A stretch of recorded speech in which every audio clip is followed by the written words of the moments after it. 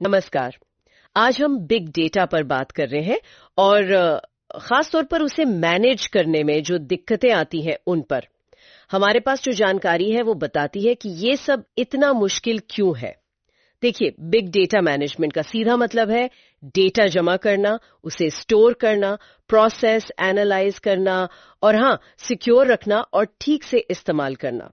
लेकिन प्रॉब्लम यह है कि ये डेटा इतना ज्यादा होता है, इतना अलग अलग तरह का और इतनी तेजी से आता है कि जो पुराने तरीके हैं वो यहाँ काम नहीं करते।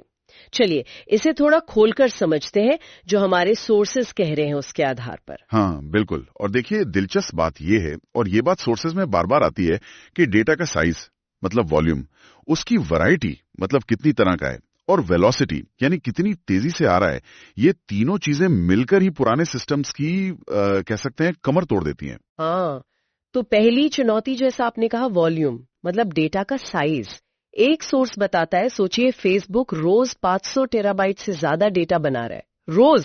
अब इसे आप किसी नॉर्मल एक्सेल शीट या छोटे मोटे डेटाबेस में तो रख ही नहीं सकते। बिल्कुल नहीं। और यही जरूरत पड़ती है बड़े मतलब मैसिव स्टोरेज की और डिस्ट्रीब्यूटेड सिस्टम्स की, जैसे हडूप का नाम सुना होगा। ये क्या करते हैं, डेटा को कई सारी मशीनों पर बांट देते हैं ताकि उसे प्रोसेस किया जा सके। पर हाँ, ये अपने आप में एक बड़ा खर्चा है, टेक्नोलॉजिकल इन्वेस्टमेंट भी है, जिसे मैनेज करना भी एक चैलेंज है। अच्छा, सिर्फ साइज ही नहीं, दूसरी बड़ी पहेली है इसकी वैरायटी, यानी डेटा कितनी अलग अलग तरह का है। हमारे सोर्सेज भी यही कहते हैं। डेटा टेक्स्ट हो सकता है, फोटो, वीडियो, कोई sensor data, social media posts, कुछ भी। एक अकेले ट्वीट में ही देख लीजिए, टेक्स्ट है, इमोजी है, लोकेशन हो सकती है, लिंक, शायद कोई इमेज या वीडियो भी। सही कहा। और जो हमारे ट्रेडिशनल डेटाबेसेस हैं, रिलेशनल वाले, वो तो स्ट्रक्चर्ड डेटा मतलब साफ सुथरे टेबल्स के लिए बने हैं। वो इस तरह के अनस्ट्रक्चर्ड या सेमी स्ट्रक्चर्ड डेटा को नहीं समझ पाते हैं। इसके लिए फिर नो एसक्यूएल डेटाबेस या आजकल कहें तो एआई और मशीन लर्निंग जैसी एडवांस चीजों की जरूरत पड़ती है, जो इस मिक्स डेटा को समझ सकें। और फिर तीसरी बात वेलोसिटी यानी स्पीड। डेटा सिर्फ बड़ा और बिखरा हुआ नहीं है, ये लगातार मतलब रियल टाइम में आ रहा है। जैसे स्टॉक मार्केट की ट्रेडिंग देखिए, या कैब की लाइव लोकेशन ट्रैकिंग। यहाँ तो 1 सेकंड की देरी का मतलब भी हो सकता है गलत फैसला या मौका चूक जाना। बिल्कुल। इसीलिए सिस्टम का सिर्फ तेज होना काफी नहीं है, उसे स्केलेबल भी होना चाहिए। मतलब जरूरत पड़ने पर उसकी स्पीड और कैपेसिटी बढ़ाई जा सके। असली मकसद तो यही है कि जानकारी बिल्कुल रियल टाइम में मिले। जैसे कोई ऑनलाइन फ्रॉड हो रहा है तो उसे तभी पकड़ लिया जाए, बाद में नहीं। ताकि वेरासिटी मतलब डेटा कितना भरोसेमंद है, क्या वो सही है।